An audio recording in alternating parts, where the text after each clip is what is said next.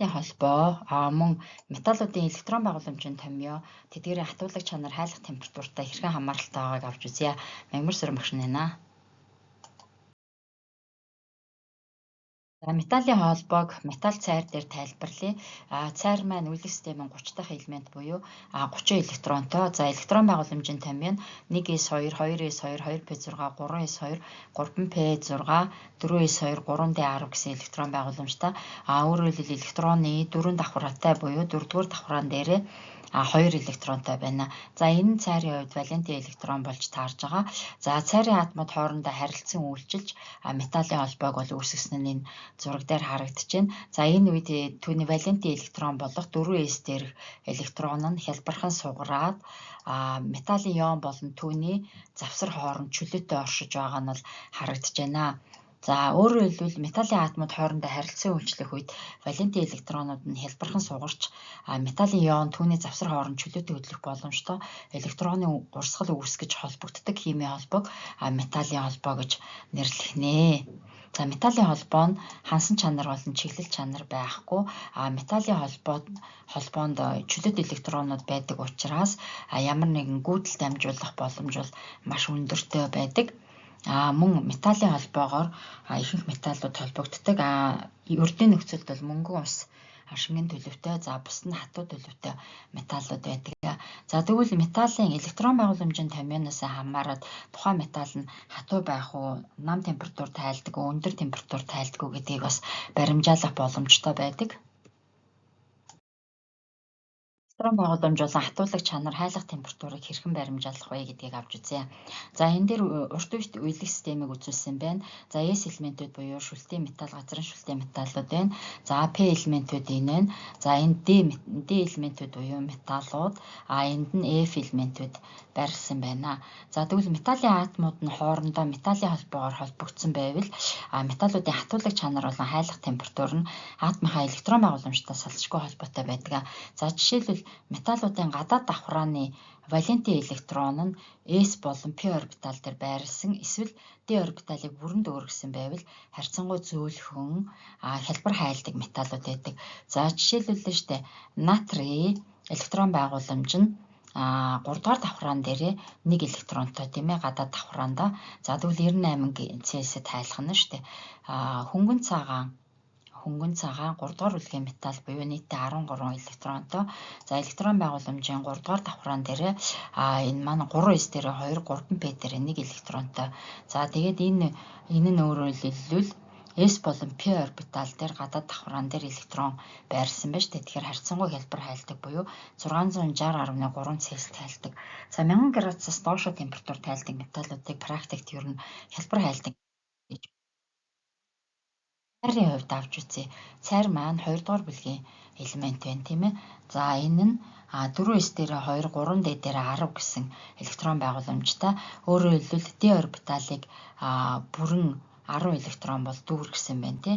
За энэ маань 419 градус Цельсиэс хайлж эхэлдэг. Бас харьцангуй зөөлөн металл байх нэ. За тэгвэл ингээд энэ мэтчлэнгээр S болон P орбитал дээр гадаад давхрааны электрон нь байрлсан эсвэл D орбитал бүрэн дүүргэсэн металлууд нь харьцангуй зөөлөн бөгөөд хялбар хайлдаг металлууд байна. Электрон байгууламжийн хувьд D орбитал нь валентын электроноор бүрэн дүүргэгдээгүй байвал нэлээд хатуулах шинж чанартай өндөр температур тайлдаг металлууд байдаг. За жишээлбэл энэ нь шилжилтийн металлууд бол ордог байгаа. За жишээлбэл титаныг авч үзье. 4-р үеийн 4-р бүлэгт байрладаг 22 электронтой. За түүний гадаад давхрааны электрон байгууламж нь 4s дээрээ 2, 3d дээрээ 2 гэсэн электрон байгууламжтай.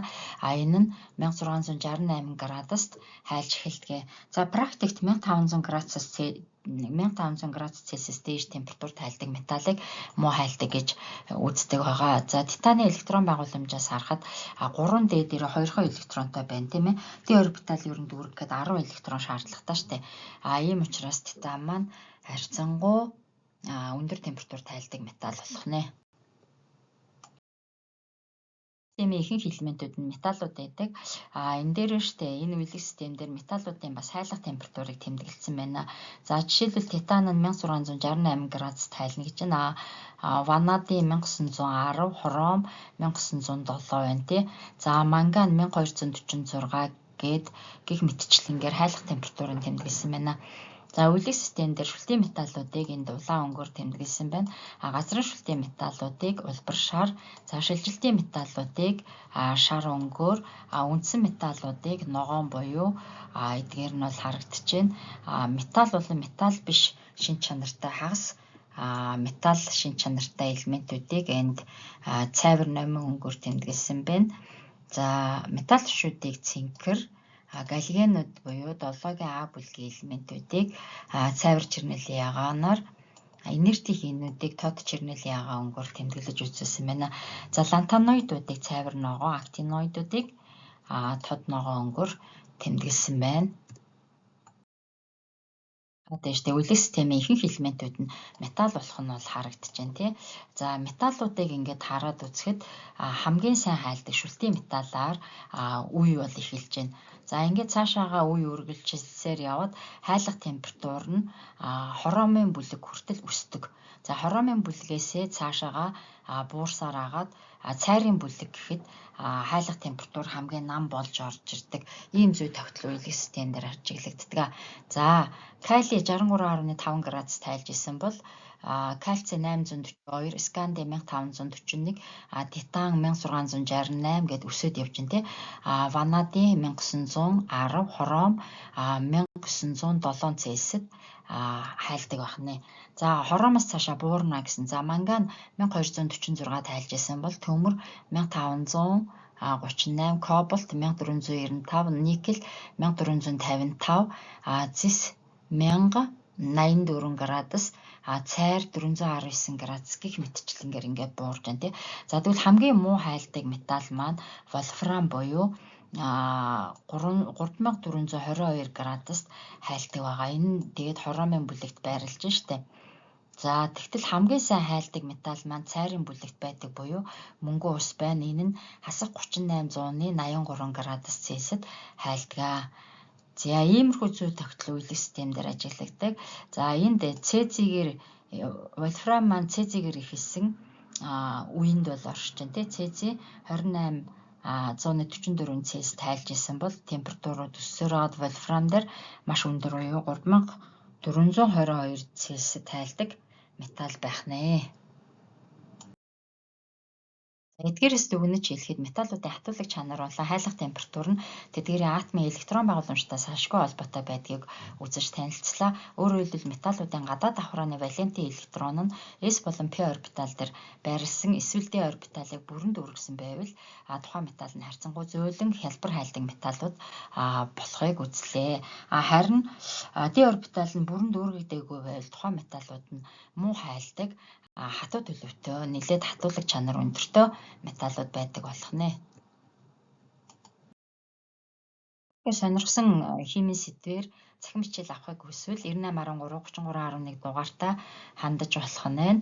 За дараах тасгалыг гүйцэтгэгээрэй. Мөнгө, баары, төмөр, кобал, алт зэрэг металлуудын электрон байгууламжийг бичээд тэдгээрийн хатуулагч шин чанар болон хайлах температурыг баримжаалж тогтоогоод лавлах утгатай харьцуулж үзээрэй.